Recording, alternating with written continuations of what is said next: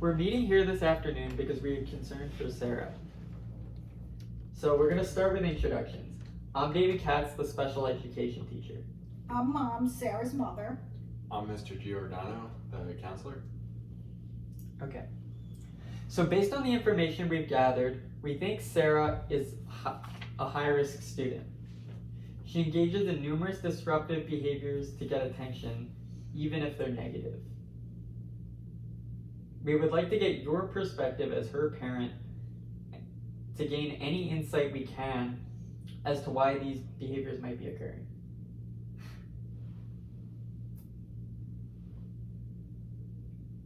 Well, right now I've been very busy trying to support a family with 5 kids, and I'm working 2 jobs. It's very hard for me to deal with all these kids, especially with Sarah now being in high school. The school and Sarah are going to have to take on some responsibility. I cannot deal with everything. We're just trying to help Sarah the best we can. That's right. So, we're concerned that she might be feeling lonely and that she might be engaging in these behaviors as a way to get attention. This is common for children when they're feeling lonely to act out as a way to get attention from peers as well as adults who correct their behavior. And we're concerned that she might be feeling lonely because she hasn't built safe connections here at the school that would allow her to express herself in a positive way. Well, I've just noticed that every time the school reaches out to me, it's something negative. As I said before, I'm dealing with a whole lot on my plate right now. I cannot deal with anymore. Just let us know what we can do to help Sarah.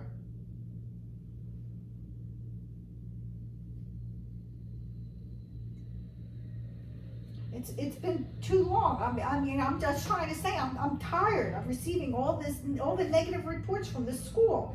I never received any input about the progress that Sarah's making. I'm sure she's making some progress. I'd like to hear some positive things about Sarah. Well, in terms of the positive things, there are many. She's very intelligent. Most of the time throughout the school day, she's attentive, she receives good grades, and she's kind to others. However, in some cases, she is experiencing some difficulties in terms of her behavior, and we'd like to find ways that we can support her. Well, I would appreciate if the school could come up with some ways to support Sarah, as I don't have unlimited time to invest in connecting with Sarah and her negative behaviors. Okay, well, we have some ideas for what we'd like the school to be able to do for Sarah. We'd like to implement a structured mentoring program which ensures that every student has a connection with a peer. At the high school level, this might mean pairing juniors with freshmen and maintaining that partnership for 2 years so that seniors are paired with sophomores the second year. The following year, the mentees, now juniors, would in turn become mentors to incoming freshmen. So this would ensure that every student has a peer mentor who can serve to help them adjust behaviorally and set a good example for them, as well as serving as a connection that will prevent students from feeling lonely within the school. Do you feel like that's something that might benefit Sarah? At this point, I'm willing to explore options. Whatever the school district has to offer, I'm willing to consider. Yeah, so that is one intervention that we're thinking about implementing. We also want Sarah to make a positive connection with the staff and her teachers. We feel that having conversations between them getting to know Sarah in a positive way will really help Sarah feel more happy and adjusted within the school, and that she'll feel more of a sense of community so that she won't have to be engaging in these sorts of negative behaviors to get that attention that we think that she's trying to get. through these negative behaviors. So, do you think there might be anything at home that might be contributing to Sarah's negative behaviors? Like, was there a death in the family, a divorce, or? Well, I do feel like, like Dad, if her father was a little more involved with her, spent more quality time with her, I think that would help her. I think she may be seeking these negative interactions because she's not getting enough from Dad. I mean, I certainly try to give her as much attention as I can at home. But like I said, there are the other children in the house, and they're younger, so they are the priority at times when it comes to my attention. I don't have unlimited attention to give to Sarah. I do know that this annoys her, this bothers her. She would like to receive more attention from me. But at this point, I would have to say I'm doing the best I can. Another problem would be that her best friend just moved away. She was in the district for a very long time, and recently she relocated to a new home with her family. Her parents were going through some struggles. Her parents got divorced. Sarah wasn't exposed to all that. Sarah was present when the parents were arguing. So all this may contribute to Sarah seeking attention from other people in her environment. I don't know if there's a way we can maybe she can join maybe a lunch bunch that would provide her with a little more positive attention. Yep, I think that perhaps getting her involved in some club activities, setting her up in that way, I think would have some positive effects. You've mentioned that her best friend moved away. That could be a contributor to why she's having these difficulties. Would you perhaps be interested in outside services for Sarah? Well, we've tried services before. Sarah has been to counseling before. This isn't the first time that she's been demonstrating disruptive behavior in the school environment. We have taken her to counseling. It was okay for a while. The counselors worked well with her for a while. But then Sarah, as she got older, she no longer wanted to go to counseling. And I was told that once the child turns 14 years old, the child is able to make their own decisions. I think that's a little young for the child to make her own decisions, but that's what I was told. Well, I think maybe if we could have a conversation with Sarah where we explain the potential benefits of getting that kind of help, she might see some improvement and she might be happier and achieve more success. We've had very good success with the services provided by Central Behavioral Health. That's an agency that we partner with. If Sarah is in need of some support with her social emotional needs, would you be interested in reaching out to them? I would be interested in circling back to counseling with Sarah. If we can get her engaged and willing to participate, I think that would all benefit her. It's just that recently her behaviors at home have changed. She's become more independent. She wants to do what she wants to do.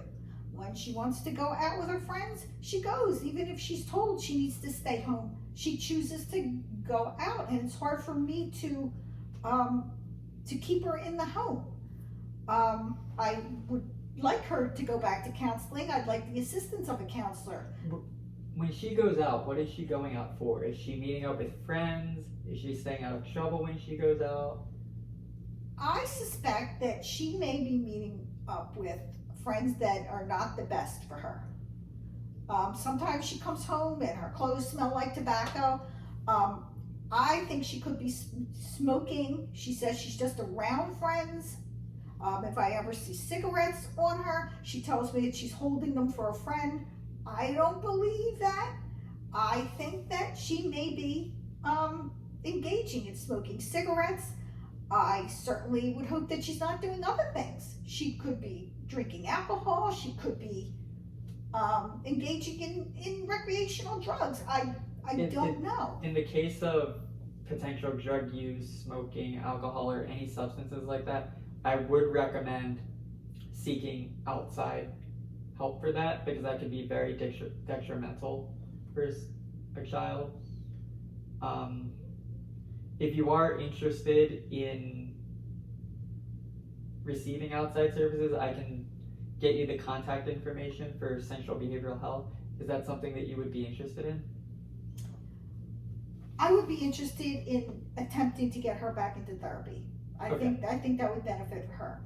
I'm also leaning towards a lunch bunch, which I know she was in before, and that seemed beneficial. Do you think we can do a lunch bunch in the counselor's office? Definitely. Whatever makes her feel most comfortable.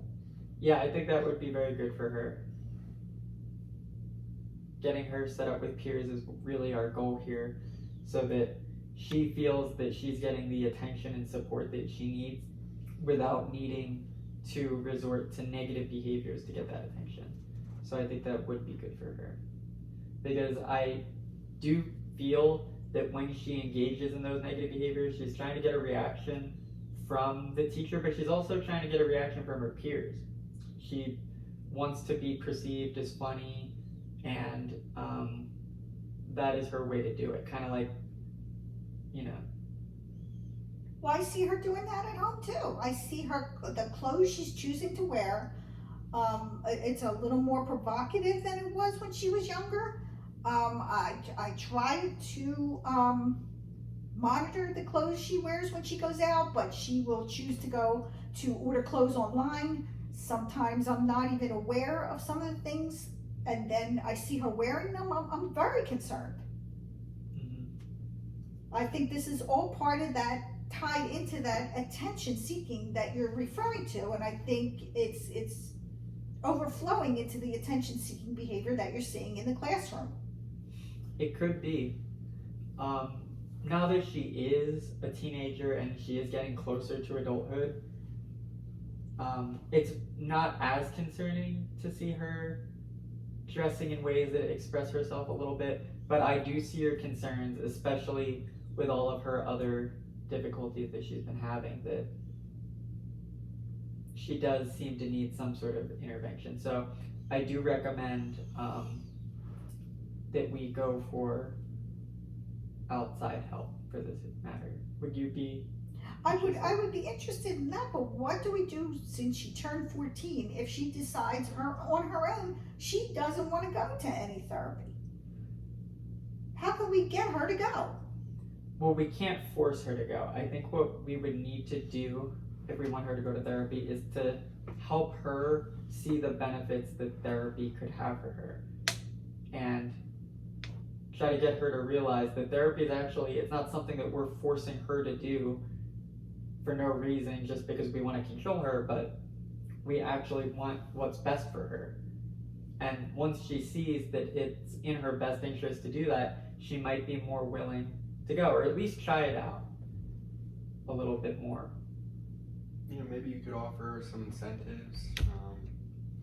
I don't know, buy her something, get her more interested in it. I don't know. Okay, She does like jewelry, so I can try that. I mean, I can try to encourage her to accept the therapy. I can use reinforce her maybe with offering her jewelry. okay. Well, I'll get you the contact information for some therapy services and reach out to them if you feel that's the direction that would be best for her. I do think that given the possible drug use, that is an avenue worth pursuing, potentially. Sure, I think she should have it. She should be tested. Okay. I think that was made some progress. Okay. Do we So- all agree that we have a good plan? Yep, I think we all are all in agree that we agreement. have a good plan in place, and we're ready to pursue some options that will help Sarah. Definitely. Thank you for coming to the meeting. Thank you.